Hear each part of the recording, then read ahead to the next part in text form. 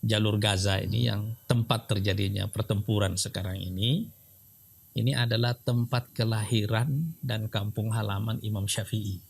Yang mengejutkan adalah beliau mengatakan bahwa Israel nanti akan runtuh pada tahun 2027. Saya khawatir kita ini dalam waktu dekat akan menyaksikan ada dua negara yang hilang dari peta dunia. Satu Ukraina, satu lagi Israel. Ini kan. Karena ini sangat mempermalukan, maka langkah yang dilakukan oleh Israel sekarang ini itu adalah langkah untuk menjaga malu. Bisakah perang ini berkembang menjadi perang kawasan? Ya. Bisa.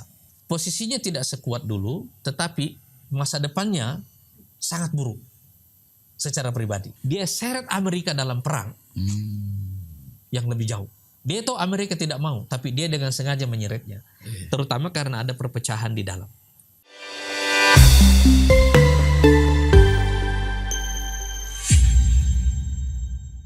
Assalamualaikum warahmatullahi wabarakatuh. Salam Gelora, semangat Indonesia. Sahabat Gelora, kembali lagi bersama saya Deddy Miing Gumelar dalam Anies Mata Menjawab di episode yang ke-17. Minggu lalu kita sudah membahas tentang perang di Palestina bersama Israel. Nah, sekarang sudah hari ke-10 dalam hitungan hari ya atau minggu. Dan korban berjatuhan di kedua belah pihak. Tentunya tema bahasan hari ini adalah tentang kemanakah arah perang Palestina-Israel ini. Nah, segera akan saya tanyakan pada Pak Anies Mata dalam Anies Mata Menjawab ini, kira-kira arah perangnya kemana? Ya, soalnya kelihatannya tidak ada tanda-tanda untuk segera berhenti. Perang kawasankah atau perang apa sejenisnya lagi? Untuk itu kita sama-sama bahas bersama Anies Mata Menjawab. Assalamualaikum warahmatullahi wabarakatuh. Waalaikumsalam warahmatullahi wabarakatuh. Salam Gelora, semangat Indonesia. Pak Anies, minggu lalu kita sudah membahas karena militer Israel terkaget-kaget, terkejut, ya. Kalau orang Betawi bilang kayak orang lagi bangun tidur digebrak gitu. Ya. Nah, ini sekarang ribuan korban di kedua belah pihak dan tidak ada tanda-tanda untuk juga kelihatan berhenti. Ini arahnya mau kemana sih kelihatan ini? Nah, ini pertanyaan yang menarik, Mbak Mei. Kita memang menyaksikan hari Senin ini sudah hari ke-10 ya. Ke-10 hari ini. Perang di Palestina dan tidak ada tanda-tanda akan segera berakhir. Bahkan jumlah korban ribuan di kedua belah pihak. Gitu. Tapi sebelum saya menjawab pertanyaan ini sekedar memori aja, Mbak Mei. Buat kita sebagai orang Indonesia gitu. Gaza, iya, jalur Gaza ini yang tempat terjadinya pertempuran sekarang ini adalah tempat kelahiran dan kampung halaman Imam Syafi'i. Gaza itu tempat kelahiran Imam Syafi'i yang dimana menjadi mazhabnya bagi orang Islam Indonesia. Iya, jadi Imam Syafi'i ini satu dari 4 mazhab yang terkenal dalam Islam. Dan kebanyakan pengikutnya ini di Asia Tenggara, khususnya kita di Indonesia. Jadi tempat perang sekarang ini tempat imam mazhabnya orang Indonesia. Di Gaza ini. Di Gaza ini. Samping Gaza itu ada namanya Askalan. Askalan ini masuk dalam wilayah Israel dan ini tempat kampungnya Ibnu Hajar Al-Asqalani. Ibnu Hajar ini digelari juga sebagai Amirul Mukminin fil Hadis. Amirul Mukminin dalam hadis karena beliau menulis kitab Fathul Bari yang mensyarah kitab Sahih Bukhari. Jadi hadis-hadisnya Imam Bukhari disyarah oleh beliau dan ini adalah syarah yang paling lengkap. Namanya Ibnu Hajar Al-Asqalani. Jadi ini memori saja bagi kita ya. Dan Ibnu Hajar Al-Asqalani juga Syafi'i. Mazhabnya pengikut Syafi'i. Jadi ada ikatan emosional juga bagi kita di Indonesia ini terhadap tempat kelahiran dan kampung halaman Imam Syafi'i, itu Gaza itu ya. Yang kedua, saya juga teringat ya kepada satu wawancara pendirinya Hamas, Syekh Ahmad Yasin. Dan juga dikenal sebagai bapak spiritualnya Hamas. Bahkan sebenarnya jadi bapak spiritual bangsa Palestina ya. tahun, kalau nggak salah ini wawancaranya tahun 99 ya. Beliau diwawancarai oleh presenter dari Al Jazeera yang sangat terkenal namanya Ahmad Mansur. Ahmad Mansur bertanya kepada beliau, bagaimana Anda memandang masa depan Palestina, masa depan Israel? Yang mengejutkan adalah beliau mengatakan bahwa Israel nanti akan runtuh pada tahun 2027. Israel akan runtuh pada tahun 2027. Jadi kurang lebih mungkin 3 tahunan lagi. Nah, kenapa saya ingin mengangkat masalah ini? Karena jawaban beliau ini menjelaskan kepada kita bagaimana nubuat atau ramalan yang berbasis pada ayat-ayat Quran yang dibaca dengan firasat seorang mukmin bertemu secara perlahan-lahan dengan realitas di lapangan. Bertemu sekali lagi secara perlahan-lahan dengan realitas di lapangan. Artinya diucapkan kemarin itu ya terjadi saat ini. Terjadi saat ini. Ahmad Mansur kaget karena sebagai jurnalis ya, Syekh Ahmad Yasin menyebut angka tahun 2027. Jadi beliau ditanya oleh Ahmad Mansur ini, kenapa Anda menyebut angka itu? 2027 itu. Dia bilang, sumber saya hanya Quran. Karena Quran bercerita tentang yang disebut kalau dalam Quran itu qissatut tih, ya. Itu sejarah cerita tentang tersesatnya Bani Israel di Gurun Sinai selama 40 tahun.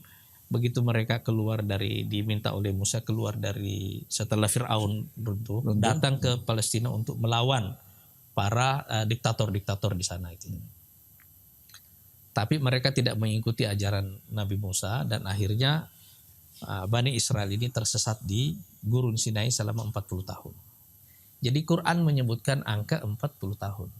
Kata Syekh Ahmad Yasin, angka 40 tahun itu adalah angka generasi. Siklus ya. Nah, jadi itu siklus satu generasi penuh. 40 tahun. Nah, jadi beliau mengatakan bahwa kan Israel sudah berdiri tahun 1948. 48. Ya kan? 40 tahun kemudian itu tahun 88 ya. 88. 1988. Ya. Ini kan umur satu generasi puncaknya dominasi Israel, dominasi Yahudi ini. Iya kan? 88. Iya. Tapi di tahun yang sama kalau nggak salah tahun 87, 88 Hamas lahir. Dan kira-kira nanti tahun 2027 Hamas berumur 40 tahun. Puncaknya Hamas. Puncaknya Hamas itu. Jadi ini kata beliau ini siklus pertukaran. Iya. Di program Anies Mata Menjawab ini kan saya sudah sering menjelaskan teori siklus ya. Jadi para ulama kita dulu, para mujahidin itu membaca, memfirasati zaman. Saya suka menggunakan istilah memfirasati zaman. Itu dengan menggunakan ayat-ayat seperti ini dan mencoba membaca lanskap dalam realitas yang mereka hadapi itu. Dan kemana arah dari realitas itu semuanya. Yang menarik adalah majalah Newsweek tahun 2002 itu sudah membuat satu cover story. Judulnya adalah Masa Depan Israel. 2002 ya. Iya. Jadi 21 tahun yang lalu majalah ini sudah mengangkat satu cover story tentang masa depan Israel. Bisakah Israel itu sebagai negara bertahan? Saya khawatir kita ini dalam waktu dekat akan menyaksikan ada dua negara yang hilang dari peta dunia. Satu Ukraina, satu lagi Israel. Ini kan. Kalau merujuk kepada pendapatnya Syekh Ahmad Yasin tadi, kemungkinan juga bisa terjadi ya.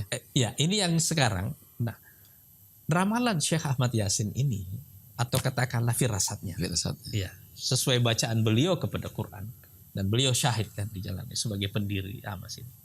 Ini kan sekarang perlahan-lahan terbukti. Iya kan? Bahwa terutama dalam kejutan dari serangan Hamas terakhir ini kita menyaksikan ternyata seluruh mitos tentang kekuatan, kedikdayaan militer, kedikdayaan intelijen Israel, sistem pertahanan udaranya yang dikenal dengan Iron Dome itu semuanya, ini kan hancur semuanya, berantakan. Betul. Ternyata nggak ada dalam kenyataan ini, ya kan? Jadi image selama ini Israel yang menakutkan, Ternyata nggak ada. ternyata kalau anak Betawi bilang nggak ada apa-apanya. Nah, ini ternyata nggak ada. Iya kan? Ya. Nah, karena itu kita bisa membayangkan bahwa peristiwa 7 Oktober yang lalu itu Ya. adalah bencana militer terbesar yang pernah dihadapi oleh Israel. Yang ini menghancurkan mitos tentang Kekuatan. kedikdayaan militer dan intelijen Israel. Ya. Mana Mossadnya, mana Syabatnya, semuanya hilang nih, nggak ada nih semuanya, ya kan? Tiba-tiba hancur seketika oleh serangan Hamas itu. Ya. Nah, karena itu Israel sekarang melakukan langkah bombardemen kepada Gaza sekarang ini lebih sebagai upaya untuk menjaga air mukanya ini. Menjaga malu. Ya. Ya kan? Dia menjaga malu ini. Mencoba mengembalikan harga dirinya. Mencoba mengembalikan harga diri. Dan juga kepercayaan. Percayaan. Kepada, terutama dari militernya sendiri. Karena salah satu yang hancur selama serangan Hamas ini. Ya. Itu adalah komando militer yang ada di seluruh buffer zone Gaza ini, itu yang mengemandai sekitar 600-an kilometer wilayah dan beberapa pemukiman Yahudi, itu semuanya hancur. Dan bukan hanya tentara biasa ternyata. Semuanya, Perwira tinggi, perwira menengah. menengah, ini semua ada di situ gitu ya. Jadi ini intelijennya, militernya, ini semuanya ada di situ itu. Jadi karena ini sangat mempermalukan, maka langkah yang dilakukan oleh Israel sekarang ini itu adalah langkah untuk menjaga malu, menjaga wibawa, dan mempertahankan fighting spirit dari prajurit Israel sendiri. Gayanya tuh sekarang Israel tuh kayak kalau di film Cina tuh kayak pendekar mabok. Jadi ini kan dia yang dibunuh kan orang sipil, anak-anak, perempuan, orang tua yang dibunuh orang sipil semua ini kan, sehingga bahkan negara seperti Cina pun mengatakan pembalasan Israel kepada Palestina ini sudah melampaui batas kewajaran langkah pembalasan. Dan sekarang kan sudah mulai berkembang, opini publik sudah semakin kuat bahwa ini bukan lagi langkah pembalasan, tetapi ini sudah mulai menjadi genosida. Ini pembantaian. Ya kan? Manusia, dan ini adalah kejahatan perang. Nah, tapi dari sini sekarang kan kita melihat respon terbesar terhadap kasus ini dilakukan oleh Amerika. 2 kapal induk Amerika langsung merapat, ya kan? Ini nggak tanggung-tanggung 2 ini. Walaupun belum ngapa-ngapain. Belum apa-apain. Orang juga nanya ini ngapain dibawa, ya kan? Tapi kira-kira dalam keadaan paling buruk kalau seandainya terjadi perang terbuka seperti itu, kapal induk ini akan berfungsi sebagai semacam jembatan udara, pusat logistik. Kepada supply, memperpendek jarak dari lapangan kepada Israel. Ya, betul. Tapi kan sekarang Menteri Luar Negeri Amerika ini kan lagi keliling di Timur Tengah ya, menemui beberapa negara Arab ini kan. Dan kita melihat dari semua pemberitaan sepanjang kunjungan Blinken ke Timur Tengah ini, kita mendapatkan berita bahwa ini ada semacam upaya deeskalasi untuk mencegah jangan sampai perang ini melebar dan meluas. Ya. Kan itu salah satu juga alasan mengapa kapal induk ini didatangkan. Jadi sekarang, kalau kita mau bertanya, kemana arah perang Palestina ini? Kita bisa menjawab pertanyaan ini dengan membuat pertanyaan yang lain. Bisakah perang Palestina sekarang ini berkembang menjadi perang kawasan? Itu yang mau saya tanyakan tadinya Pak Ketua. Oh begitu ya? Iya. Ini gimana? Karena apa? Ketika kemarin Israel memberikan ultimatum pada Palestina untuk bisa keluar dari sana, ternyata dilakukan perlawanan. Juga tekanan-tekanan dari para sekutunya Israel sendiri gitu. Nah, jadi sekarang bisakah perang ini berkembang menjadi perang kawasan? Bisa. Sangat mungkin. Dan itulah yang sangat dikhawatirkan. Bahayanya bisa melebar. Iya. Karena begitu dia berkembang menjadi perang kawasan, kita bisa membayangkan bahwa dampaknya kepada dunia ini sangat besar. Termasuk Indonesia. Satu, itu akan menjadi salah satu kawasan pensuplai energi ke seluruh dunia. Betul. Ya kan? Minyak nih, ini pusat minyak nih kan. Itu satu. Yang kedua, kawasan itu melibatkan hampir semua global player sekaligus, tanpa kecuali. Cina terlibat, Rusia terlibat, Amerika terlibat, Eropa terlibat, semua terlibat. Iya kan? Situasinya bisa jauh lebih dahsyat dari Ukraina. Kalau Ukraina kan sudah terukur ya kan. Kalau sekarang kan yang terlibat lebih banyak. Lebih banyak tuh. Jadi bisa lebih kacau. Di kawasan itu ada 2 negara yang punya senjata nuklir. Korea Utara? Bukan. Di Timur Tengah itu Israel sama Iran. Betul. Ya kan? Tapi kan kalau Anda terbang dari misalnya dari Ankara, atau dari Syria ke Rusia itu cuma 4 jam. Pakai pesawat. Iya kan? Terus ada kapal induk Amerika di situ sekarang. Jadi begitu ada eskalasi di sini, itu bisa keluar dari kontrol sama sekali. Karena itu kita melihat sekarang ini para pihak, ini Amerika, negara-negara Arab khususnya negara Teluk juga berusaha supaya jangan sampai terjadi eskalasi perang kawasan. Sekarang kalau kita mau melihat, bisakah terjadi eskalasi? Sangat mungkin terjadi eskalasi dan itu bisa berkembang menjadi perang kawasan kalau satu, tidak ada kesepakatan politik. Ya kan? Kesepakatan politik antara para pihak yang ada di kawasan. Misalnya, kan Israel memaksakan pengusiran 1,1 apa 1,2 juta penduduk Palestina. 1 juta lebih lah katakan dari Gaza kan. Itu kan artinya dia mau mengusir setengah penduduk Gaza. Iya kan? Maksudnya kan kalau kita baca secara militer adalah ini dia mau usir dulu, alasannya ini ya, diusir karena habis ini akan ada serangan lanjutan supaya mereka tidak jadi korban. Iya kan? Di bumi hanguskan, diratakan. Tapi kalau yang 1 juta lebih itu dikeluarkan, kan arah tujuannya cuma ada Mesir. Jalur daratnya kan. Mesir sudah mengatakan menolak. Artinya Anda yang berperang, saya dapat beban. Betul. Kata orang Israel, sama aja dengan perang Syria. Turki yang dapat bebannya. Berapa juta orang Syria mengungsi ke Turki? Apa bedanya dengan Palestina? Kita ungsikan aja orang Palestina ke Mesir gitu. Sebagian negara Teluk terimalah sebagiannya gitu. Ya kan? Tapi sekarang kita menyaksikan bahwa potensi kesepakatan politik ini juga tidak gampang. Kenapa?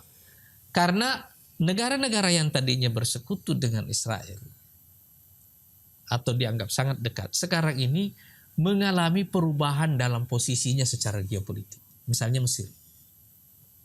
Iya kan? Mesir sekarang posisinya tidak seperti sebelumnya. Kemarin Dewan Keamanan Mesir berkumpul dipimpin oleh presidennya dan mengeluarkan keputusan. Di antara keputusannya itu, 1, menolak menerima para pengungsi itu. Yang kedua, hanya ada 1 solusi bagi Palestina, merdeka. Ya kan? Yang ketiga, keamanan Mesir di atas segalanya. Jadi dia tidak mau orang lain yang berperang dia pikul beban. Betul. Dia nggak mau. Ya kan, karena konsepnya Israel kan dikirim aja ke Sinai, nanti dibangunin kota di sana kayak gitu kan, biar mereka dapat lapangan kerja gitu. Ini tidak mau. Tapi lebih dari itu juga orang-orang Gaza sendiri juga tidak mau keluar. Ya kan? Karena mereka memori tahun 48 waktu orang-orang Palestina disuruh keluar. Ya kan? Habis itu mereka nggak bisa kembali. Jadi Mesir, orang Gaza sendiri tidak mau. Yang lainnya negara-negara Arab yang lain juga semuanya rata-rata menolak. Iya kan? Kan kira-kira ini kan salah satu ini yang bisa disepakati secara politik ini. Ini nggak terjadi. Yang kedua ini soal tahanan. Soal tawanan ya. Tawanan. Soal tawanan. Yang ini kan ada orang Amerika juga di situ kan. Ada orang Israelnya. Tapi Hamas sudah mengatakan tidak ada pembicaraan soal tawanan, pertukaran tawanan sampai ini selesai. Perang berakhir. Iya kan? Nggak ada. Jadi yang ini pun juga sekarang tidak terlihat ada tanda-tanda ini akan terjadi kesepakatan. Kira-kira kan 2 poin ini yang 2 poin ini ya, soal tawanan perang sama politik pengungsi ini ya. Pengungsi ini. Nah, sekarang kita lihat ini poin pertama. Mungkinkah ada kesepakatan politik sebelumnya? Ini kelihatan agak susah ketemunya sampai sekarang ini. Tapi orang sepakat bahwa harus ada deeskalasi. Cuma langkah-langkahnya permintaan ini ditolak. Ada poin yang ketiga secara politik yang juga diminta. Ini gampang disepakati. Penyaluran bantuan. Bantuan kemanusiaan maksudnya gitu ya. Supaya jalurnya itu dibuka. Koridornya dibuka. Tapi Israel cenderung menolak. Walaupun susah untuk menolaknya. Cuma negara-negara yang lainnya semuanya, termasuk PBB sendiri kan sudah meminta. Karena korban kemanusiaannya sudah terlalu besar gitu. Yeah. Jadi 3 poin ini yang hanya poin ketiga yang kira-kira ini bisa disepakati. Yang kedua ini belum ada tanda-tanda ini akan kesepakatan. Ini Walaupun yang ketiga juga susah ya. yang ketiga susah. Tetapi lebih mungkin apalagi dengan bombardemen sekarang ini kan kita melihat demo-demo di seluruh Eropa, di Amerika sekarang ini kan demo dukungan luar biasa kan. Ya.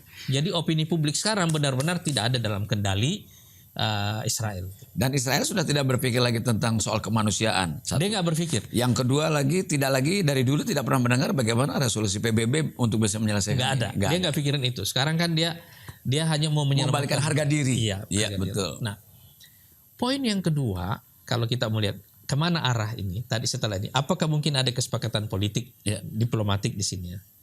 Ini kelihatan susah ini ya. Tidak terlihat ada tanda-tanda dalam waktu dekat ini. Yang kedua. Di dalam Israel sekarang ini ada perpecahan yang luar biasa. Baik perpecahan politik, perpecahan dalam militernya. Secara internal mereka. Secara internal. Dan kemarin kita melihat demo-demo yang meminta supaya Netanyahu diturunkan. Mengundurkan diri. Netanyahu ini hanya punya 1 dari 2 kemungkinan.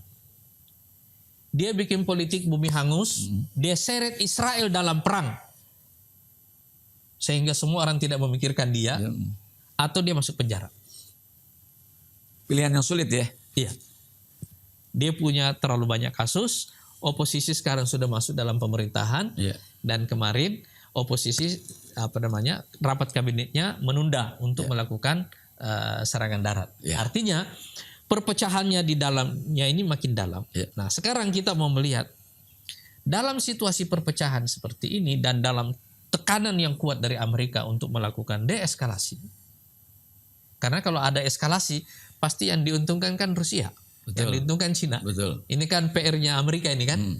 Kalau istilah ini orang Rusia bilang, Anda kasih kita PR di Ukraina, sekarang Anda dapat PR baru di Israel. Ya kan? Lebih besar. Lebih besar. Ya kan? Iya. Tum, mau tanya nih tadi. Kalau dengan tekanan begitu Israel, baik itu dari dalam negerinya maupun dari luar tentunya perang ya. Termasuk dari sekutu-sekutu Israel cukup menyulitkan posisinya. Mungkin nggak sih dia bisa survive sampai kira-kira hitungannya sampai kapan tuh? Nah, ini yang sekarang kita mau lihat apa yang akan dilakukan oleh Netanyahu di sini. Ya. Saya ingin menempatkan Netanyahu di sini sebagai aktor karena ini menyangkut dirinya sendiri. Ya. Dia sekarang pelaku utama di situ. Dia yang mengambil keputusan. Posisinya tidak sekuat dulu, tetapi masa depannya sangat buruk secara pribadi. Posisi tidak kuat, tapi masa depan sangat buruk. Sangat buruk ya. Bukan pilihan itu. Bukan pilihan. Nah, karena itu salah satu sumber yang kemungkinan mengubah lanskap perang di Timur Tengah di Palestina ini menjadi perang kawasan adalah kalau Netanyahu mengambil langkah mabok. Langkah mabok tadi. Iya. Untuk menyelamatkan dirinya. Sekarang kan dia diminta mundur terus nih. Iya. Dia diminta mundur. Masalahnya kalau dia mundur dia akan masuk penjara. Iya. Iya kan? Apakah dia konsisten dengan pernyataannya we are at war itu? Nah, dia sudah mengatakan bahwa kita akan masuk dalam perang yang panjang, lama, sangat sulit. Gitu. Dia akan memaksakan keadaan itu. Sehingga domestik nggak mikirin dia. Supaya domestik nggak mikirin dia. So, begitu damai dia hilang. Inilah masalahnya sekarang, sumber kontradiksinya. Tapi Amerika sekarang juga menginginkan deeskalasi. Dia tidak mau perang kawasan itu terjadi. Sebab frontnya akan jadi terlalu banyak. Ini nanti belum lagi Taiwan ya. Iya. Ini front kedua ini. Ya kan? Tapi Amerika kan sudah menyeret sekutunya juga ke situ kan. Iya betul. Dia sudah menyeret Inggris, sudah menyeret Italia, Prancis, Jerman. Iya, dia teman susah. Iya. Dia ngajak temannya susah semua kan. Dia sekarang sudah mulai ikutan di situ juga kan. Nah, cuma sekarang ini kan Eropa tidak dalam posisi sekuat dulu. tekanan ekonomi Eropa ini tidak memungkinkan dia memikirkan terlalu banyak front sekaligus. Jadi baik Eropa maupun Amerika tidak dalam posisi menginginkan eskalasi. Tapi Netanyahu akan memaksakan eskalasi itu. Nah, kalau lihat dari Netanyahu memaksakan eskalasi menjadi perang kawasan, kira-kira kan paling tidak bukan hanya kawasan tersebut yang kena dampaknya, tapi paling tidak juga ke Asia Pasifik seperti Indonesia ini. Kira-kira yang harus diantisipasi oleh kita. Kita juga punya persoalan domestik, misalnya mau pemilu nih. Betul. Lalu di sini ada persoalan energi dan ada krisis pangan dan sebagainya. Lalu ada perubahan iklim, tambah perang. Nah, ini kira-kira apa yang antisipasi oleh kita? Nah, sebelum kita sampai ke situ dulu, masih ada poin ketiga yang kita jawab. Jadi ini faktor Netanyahu ya. Kalau tadi saya bilang faktor politik, apakah ada kesepakatan yang mungkin disepakati dari beberapa poin tadi? Dari 2 poin paling tidak. Soal pengungsi, soal itu kan, soal apa namanya, tahanan perang, kemudian bantuan kemanusiaan. Nah, ini ada poin yang lainnya adalah soal Netanyahu sebagai aktor utama di situ. Sebagai aktor utama. Ya, menyangkut dirinya, menyangkut wibawanya dia sebagai orang kuat, dan menyangkut Israel. Mungkinkah Israel keluar dari kendali Amerika dalam situasi ini? Artinya dia seret Amerika dalam perang yang lebih jauh. Dia tahu Amerika tidak mau, tapi dia dengan sengaja menyeretnya. Terutama karena ada perpecahan di dalam. Nah, ada faktor ketiga. Mungkin nggak sih itu dinyat Amerika? Sangat mungkin. Sangat mungkin. Dan ini yang sekarang dikhawatirkan oleh Amerika. Makanya Biden kan sudah membuat statement untuk mencegah terjadinya eskalasi itu kan. Nah, tapi ada faktor ketiga. Ini menyangkut masalah nyali. Nyali tentara Israel sekarang ini. Setelah kena serangan dadakan itu. Untuk melakukan serangan darat. Karena sekarang kan yang dilakukan baru serangan udara. Kan bombardemen kan. Masalahnya dalam perang itu tidak ada yang namanya kemenangan akhir tanpa pendudukan. Tidak ada kemenangan akhir tanpa pendudukan. Sementara kan militernya Israel itu kayak orang baru bangun kaget. Masih kaget, dia belum sadar nih. Sekarang tiba-tiba mau dibawa ke perang darat. Boleh dia melakukan gertakan sedemikian rupa, tapi kemarin kabinet Israel memutuskan menunda serangan darat. Alasannya cuaca.